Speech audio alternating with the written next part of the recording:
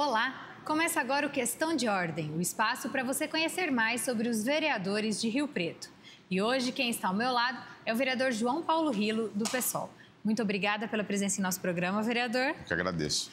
Vereador, vamos começar com uma breve avaliação desses 100 primeiros dias de legislatura, né? Uma Câmara com mais integrantes, um executivo novo também, que nunca passou pelo poder depois de mais de 20 anos dos mesmos administradores.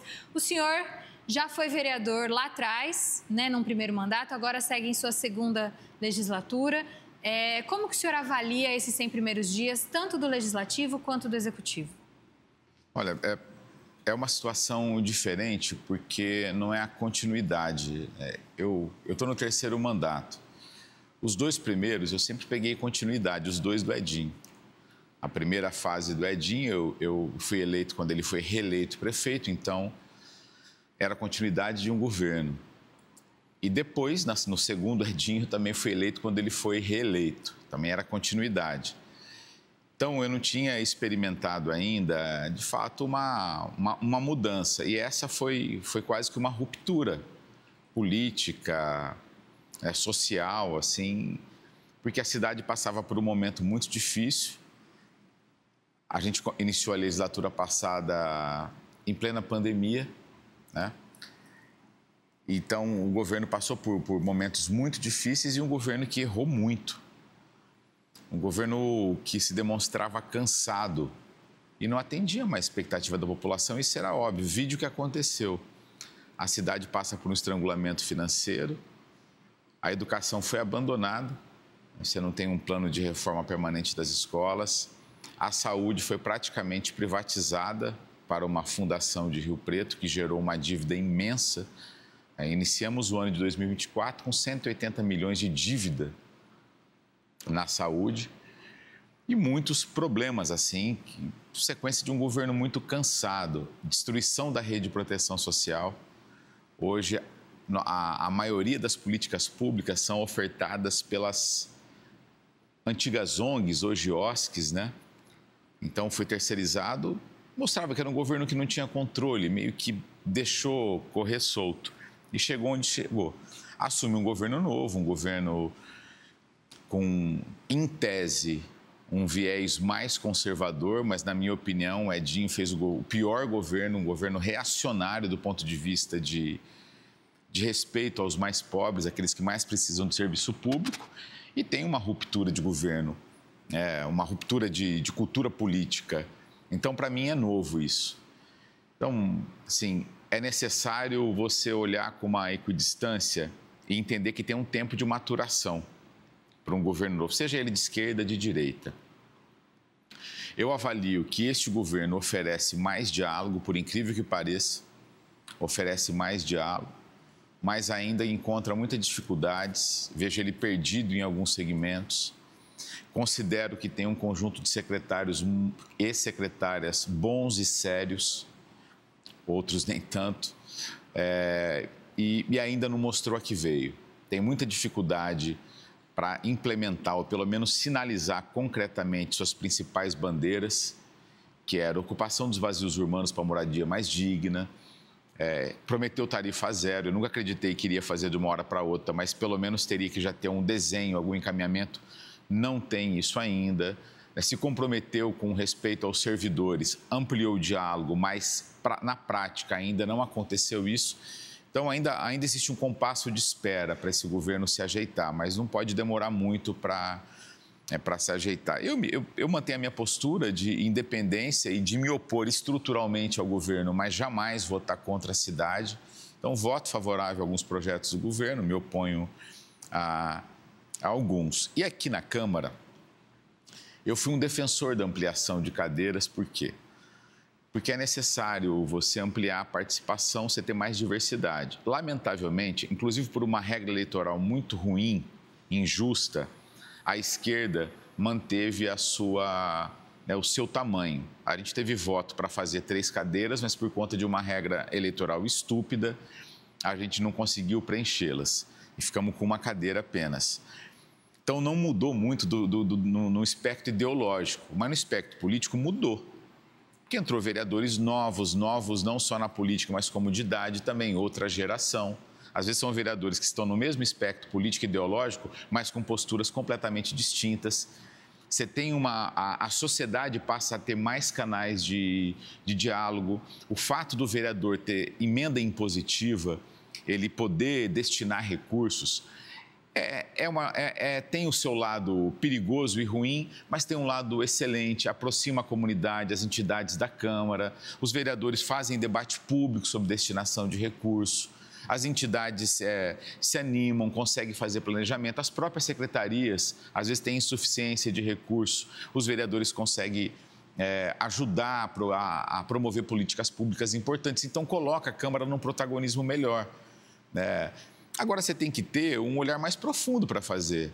Agora tem a turma do quanto pior, melhor, a turma que é antipolítica, essa cultura horrenda, né, que privilegia a elite. A elite não gosta que as pessoas participem da política, então ela reproduz essa lógica, e a política é uma coisa horrível. Tem que ficar longe disso, é só sujeira, mas não tem outro caminho. A política é que muda para melhor ou pior a vida da gente. Então, quanto mais canal na Câmara, que é o poder mais próximo ao povo, quantos mais mandatos, na minha avaliação, melhor, porque a sociedade passa a participar da vida política. Então, a minha avaliação é que tem mais diversidade política, tem mais conflitos. Se aumenta o número de vereadores, se aumenta coisas boas e aumenta as bizarrices também. É da democracia. Então, eu avalio como positivo e tenho certeza que a próxima legislatura nós vamos começar a perceber uma mudança política-cultural. Já tem um pouco nessa. Nesses 100 primeiros dias, o que eu talvez falaria aqui?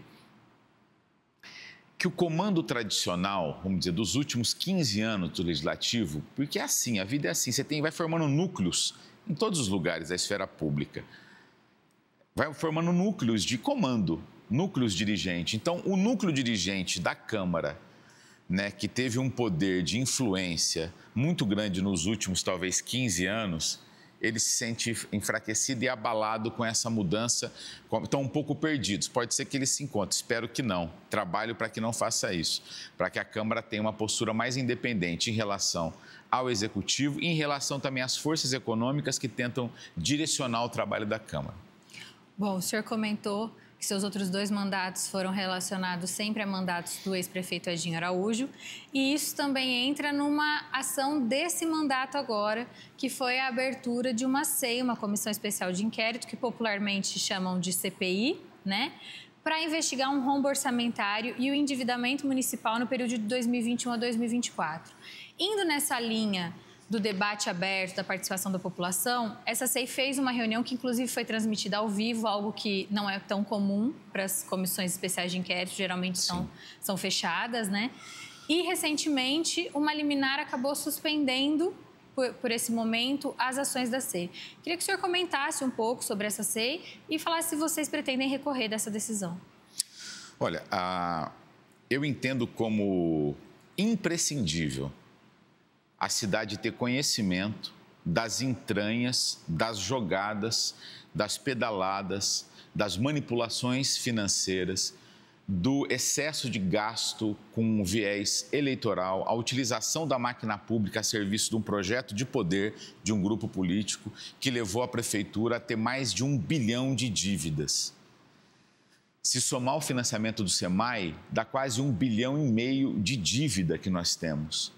A fonte 1, o que a gente arrecada, que o orçamento geral ele é composto por fonte 1, fonte 2 e tal. Fonte 1 é o que a gente arrecada aqui no município. Está perto, 1 bilhão e 800 milhões. Se contar o financiamento do SEMAI, a nossa dívida é de quase 1,5 bilhão. Ou seja, a gente tem quase um orçamento de dívida. Isso é muito sério.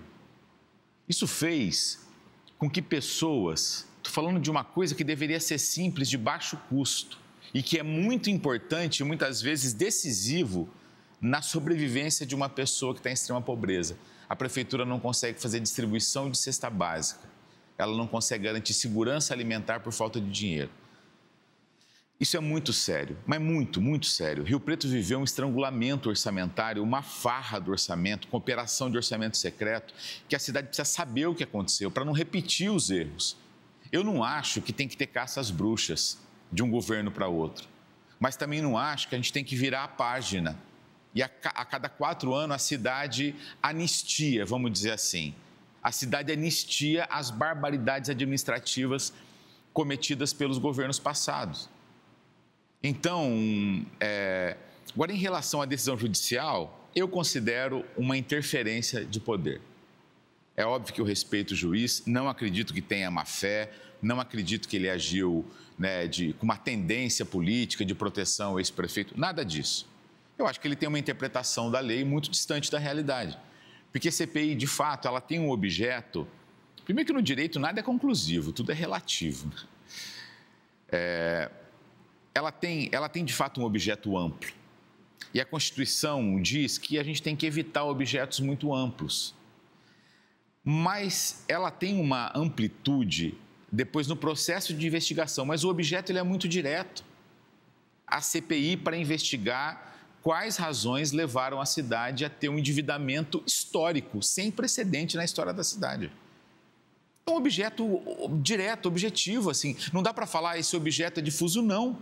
Nós temos uma dívida, está aqui, ela está aqui, é oficial, a dívida existe oficialmente e nós queremos saber as razões dessa dívida. É impossível você saber as razões dessa dívida, que é gigante, que se fosse uma dívida pequena, nós temos um rombo tal. Falar, talvez foi um problema na educação pontual, talvez foi um problema na Secretaria de Obras, mas não. A dívida é tão grande que a gente percebeu, pelos documentos que nós temos, que teve falha contratual, exagero, incremento orçamentário, operação de orçamento secreto em todas as secretarias.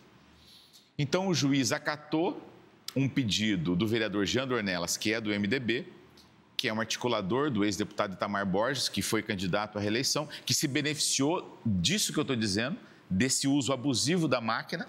E o advogado do Jean Dornelas nessa ação é pessoa íntima do ex-deputado e advogado do ex-deputado nas ações, inclusive, que ele foi condenado por roubar dinheiro da educação.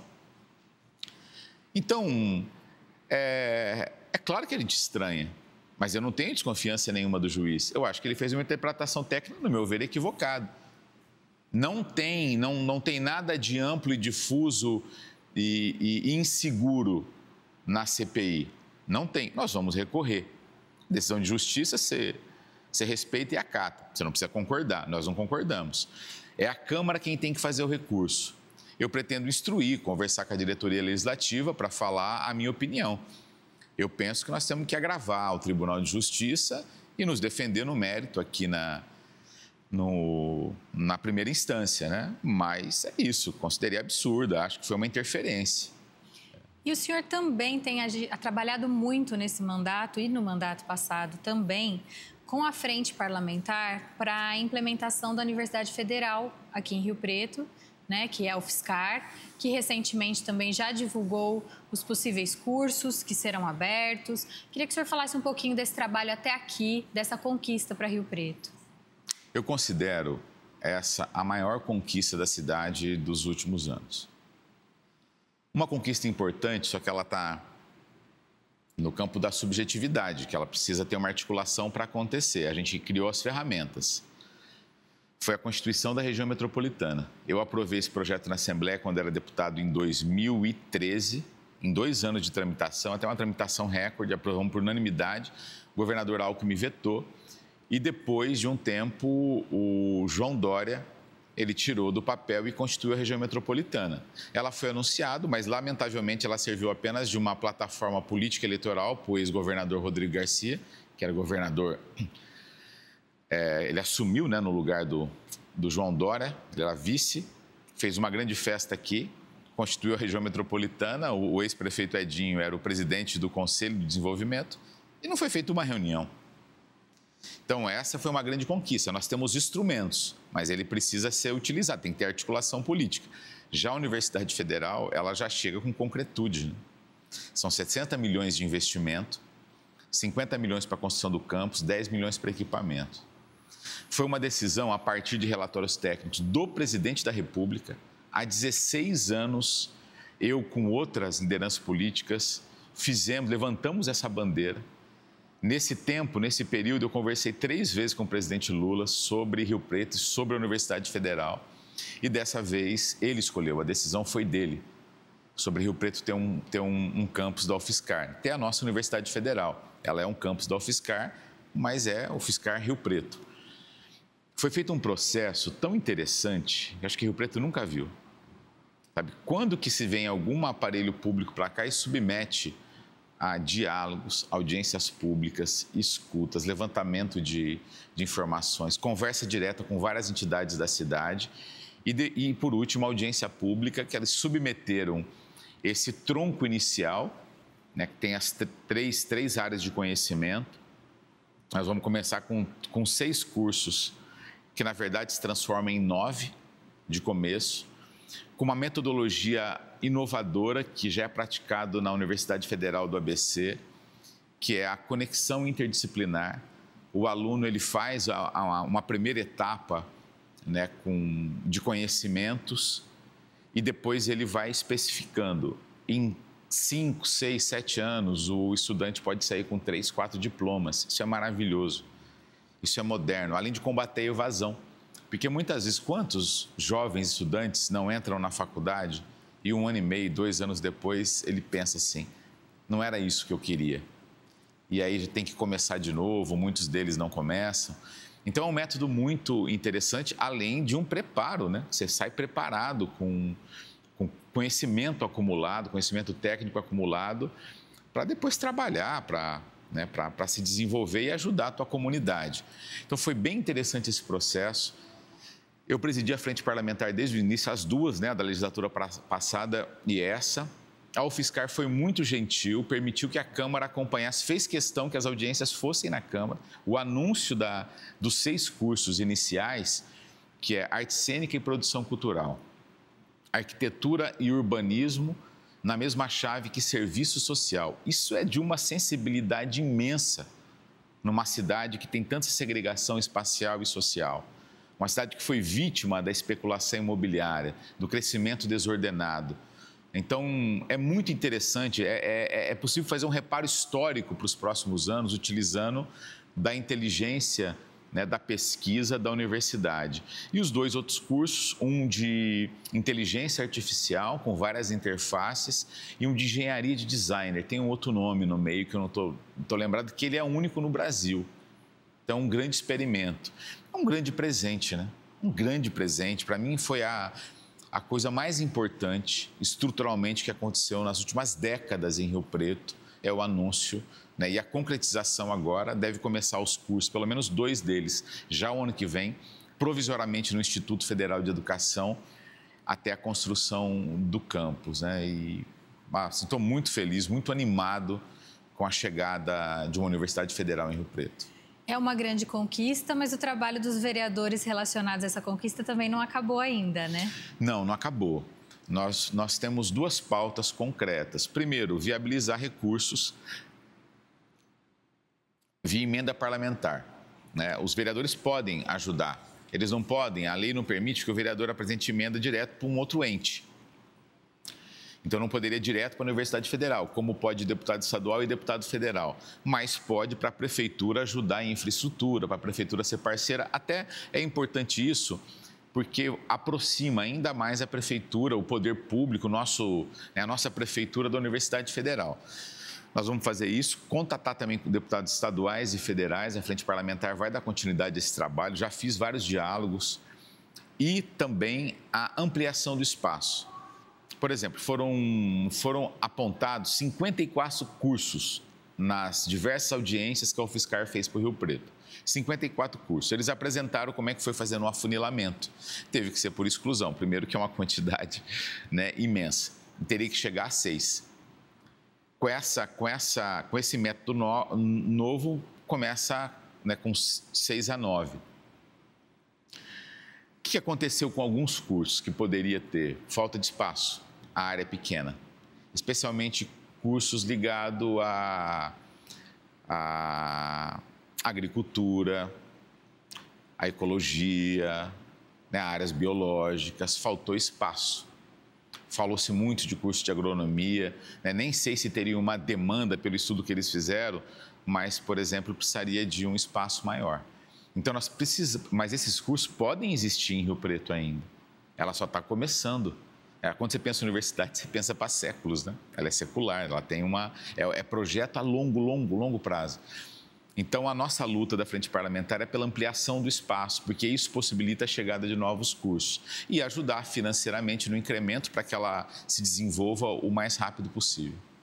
Bom, uma outra discussão que o senhor sempre tem aqui, uma bandeira que o senhor levanta, é o aumento do debate no Legislativo, né? O Legislativo tem o papel de fiscalizar, como com as SEIs, as SEVs e todo o trabalho das comissões permanentes, tem o trabalho de legislar e também tem o trabalho de debater a cidade. E, nesse sentido, o senhor, nesse mandato, protocolou alguns projetos prevendo essa ampliação de debate, né? São projetos de resolução que alteram o regimento interno, que é a forma como a Câmara funciona, né? Um revoga as sessões secretas e os outros dois, um altera a discussão dos projetos, permitindo que todos os vereadores que queiram discutir o projeto tenham direito à palavra. Hoje em dia, isso é limitado a apenas 4, né? 2 a favor e 2 contra. Sim. E o outro altera a frequência da reunião de líderes partidários para que se torne uma reunião semanal. Queria que o senhor comentasse um pouquinho sobre esse objetivo. Tá. Se eu falar muito, você pode me cortar e vai me direcionando na... É interessante voltar naquela sua primeira pergunta de avaliação da Câmara tal. Este núcleo que comandou o Poder Legislativo, vamos dizer, o centrão da cidade, por conta, né, de incômodo com contraditório, eu vou falar só o outro lado para não ficar falando mal de ninguém, eu vou falar bem então. Você tinha aqui o vereador Renato Pupo, o vereador Marco Rilo e o vereador Pedro que faziam oposição ao governo Valdomiro e depois ao primeiro governo Edinho.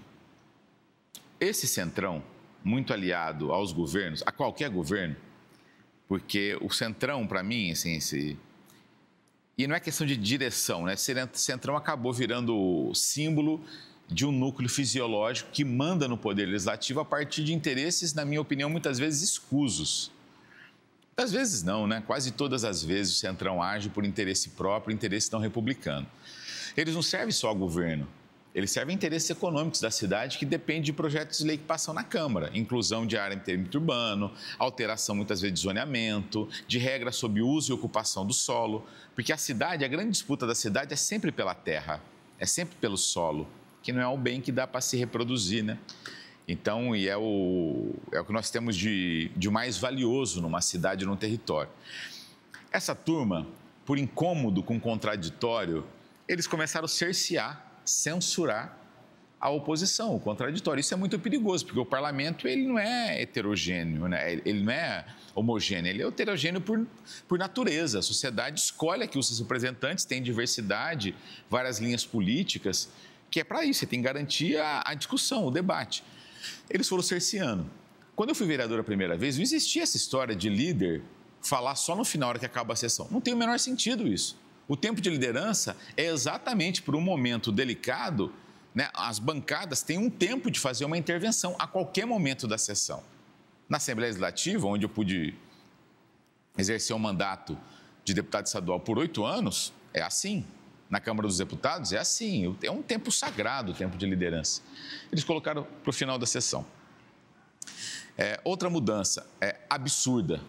Um projeto limitar debate a favor e 2 contra. Mas nós temos 23 vereadores, os outros não têm o direito de falar no projeto.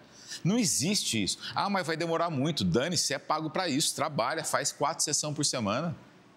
O que não pode é aprovar um projeto de afogadilho sem debate. Mas por que esse encurtamento? É menos tempo de exposição. Às vezes tem projetos que são muito nocivos. Quanto mais vereador falar, mais gente está escutando pela rádio educativa, está assistindo pela TV Câmara, está vendo pelas redes sociais. Mais chance do contraditório correr na sociedade e eles sofrerem constrangimento e ter que mudar de posição. Então, ninguém é bobo aqui. Isso é muito sério. Isso é uma sacanagem, isso é coisa de vigarista. Vereador propor cerceamento da Câmara Municipal é coisa de vigarista, ele não deveria estar aqui. Então, é inadmissível. E agora nós estamos tentando recuperar algumas prerrogativas, que faz parte disso. Recuperar o tempo de liderança a qualquer momento, ter reunião de líderes, né, obrigatório uma vez por semana. O presidente, ele decide a pauta, mas não tem um fórum em que ele escuta os vereadores. Então, são várias mudanças que a gente apresentou no sentido de democratizar, alteração de horário, Para mim, a gente poderia fazer uma sessão mais estendida, pelo menos na discussão dos projetos. A gente pode começar cedo, fazer também no começo da tarde, mas deixar a ordem do dia, a discussão dos projetos, para a parte da noite, para ter uma participação maior no acompanhamento da sociedade. São mudanças que nós estamos querendo fazer. Aumentamos o tempo de intervenção na tribuna, tribuna livre. Então, são essas coisas, né? Que o objetivo de fato, é recuperar a prerrogativa do vereador, é garantir o debate público, é garantir mecanismos para que os projetos não sejam aprovados de afogadilho. Nesse sentido, assim, é uma luta permanente, tem que ter muita resistência aqui. E o senhor trabalha muito também para incentivar a população a participar, né, vereador? Sim, sim. Porque é o seguinte, nós temos uma democracia de baixíssima densidade. Eu defendo a democracia. Ela não é um sistema perfeito, ela é um sistema que as mudanças são mais demoradas, mas eu não vejo ambiente, acúmulo cultural, força política popular para a gente instaurar um processo revolucionário no país. Eu não vejo essa possibilidade desde quando eu milito. Eu sempre tive essa lucidez, então eu sou um defensor da nossa luta, da luta da esquerda, via democracia. E respeito aqueles que acham que não, que essa democracia burguesa, ela só atrasa um processo revolucionário de ruptura com as forças perversas do capitalismo. Eu gostaria que tivesse ambiente para isso, mas acho que não tem. Então, nós temos que fazer da democracia, mesmo essa fraca, de baixa densidade, é o que nós temos. Sem aproximação das pessoas, se a gente não caminhar de uma democracia representativa para uma democracia participativa, não tem sentido também a gente ocupar o espaço democrático para ficar fazendo graça aqui. Então, eu não sou um defensor de uma organização revolucionária de ruptura, mas também não sou um militante que assuma um mandato público e fica acomodado com a tradição e com a diplomacia, né? Uma ditadura de uma diplomacia falsa, que na verdade é de sufocamento do contraditório, né? e do parlamentar. Então, a gente tenta fazer do nosso mandato uma trincheira de participação popular, de resistência e participação popular. Então, aqui, para mim, só faz sentido eu ficar na Câmara fazendo essas lutas mesmo, que às vezes são incansáveis, são sangrentas, são desgastantes, né? Às vezes tem uma relação pessoal boa com o vereador, que a relação vai para o espaço e tem que ir mesmo, porque politicamente as coisas ficaram ruins. Então, eu não estou aqui, eu tento ter relação de amizade com todo mundo, mas a prioridade aqui não é fazer amigos, é fazer política em defesa das pessoas. E a gente radicaliza, de fato, na participação, no debate público, na ocupação da tribuna. Só faço isso porque a gente tem uma assessoria, que é uma assessoria, além de preparada, militante, idealista. Eu não subo na tribuna sem antes ter sido muito bem orientado pela minha assessoria. A assessoria nossa, ela é super solidária, ela está aberta para todos os mandatos, vão lá, consulta, a gente... Porque é isso, eu sou um eterno esperançoso, assim. Eu converso com os vereadores que se elegeram agora de primeira legislatura, converso, quando pede orientação, peço, ajudo, né? Até porque eu disputo eles, eu gostaria que eles não compusessem o que a gente chama de centrão, essa base fisiológica da Câmara que atrapalha a sociedade. E percebo também que quando tem mais participação popular, é nítido isso. Esse grupo, ele recua.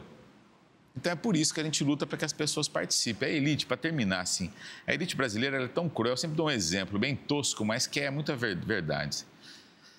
Sabe quando tem um doce na tua casa que você gosta muito, aí chega alguém, o teu irmão, alguém que pergunta, como é que está esse doce? Você está louco para comer a tua, você quer comer a outra parte também. Você fala, está meio ruim, eu comi e passei mal. A pessoa deixa ali à noite, você vai e come. A elite financeira brasileira faz isso com a política. Ela fala para a gente o tempo inteiro que a política é ruim. Não se afaste disso, porque ela faz sozinha. Então, eu luto contra isso.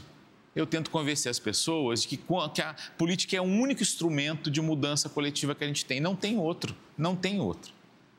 E eu, às vezes, ajudo a organizar pequenas batalhas Porque elas percebem, olha, a gente conseguiu. Assim, falou, ó, mudar a educação inteirinha é mais complicado. Mas lutar para que o muro da tua escola que está quebrado seja refeito rapidamente é possível. É só a gente fazer uma manifestação aqui, juntar um grupo de pais, vai lá no gabinete do prefeito. Aí a gente faz isso e fala, nossa, é verdade, construir o muro. Bom, se construir o muro, pode ser então que climatize, é possível climatizar as escolas, reformar o parquinho, a quadra, melhorar as condições de trabalho dos professores. É tudo a questão da densidade. Era uma luta pequena, era uma demanda pequena, a gente fez uma luta pequena. Demanda médias, lutas médias. Demandas grandes, lutas grandes de fora. Vereador, estamos chegando ao fim do nosso programa. Queria agradecer a presença e deixar o espaço para o senhor falar com quem está nos assistindo, convidar a acompanhar o seu mandato, as redes sociais, o gabinete. Tá, eu que agradeço, Marcela, a entrevista. É sempre muito bom falar na Câmara Municipal com vocês, porque eu me sinto muito à vontade e tenho tempo para falar aquilo que em outros organismos de imprensa não é possível. Então, o recado que eu queria deixar é que é isso, que a gente mantém esse espaço democrático na TV Câmara, em todos os meios de comunicação aqui. Agradecer a vocês por toda a cobertura de audiência. Pedir desculpa que às vezes a gente faz audiência de segunda, de terça, de quarta-feira. Estende as sessões. Né? Mas vocês sabem que é sempre uma causa nobre, nunca é palanque eleitoral. A gente sabe onde a gente faz campanha e onde a gente faz política em defesa da cidade. Muito obrigada. Obrigado. E você acompanhou o Questão de Ordem, hoje com o vereador João Paulo Rilo, do PSOL. Se você quiser rever esse programa, basta acessar o nosso canal no YouTube. Estamos lá como TV Câmara Rio Preto. Fique sabendo de tudo o que acontece no Legislativo Riopretense em nosso site, o www.riopreto.sp.leg.br. E nos acompanhe também nas redes sociais. Estamos no Instagram e no Facebook. Muito obrigada pela audiência e até o próximo programa.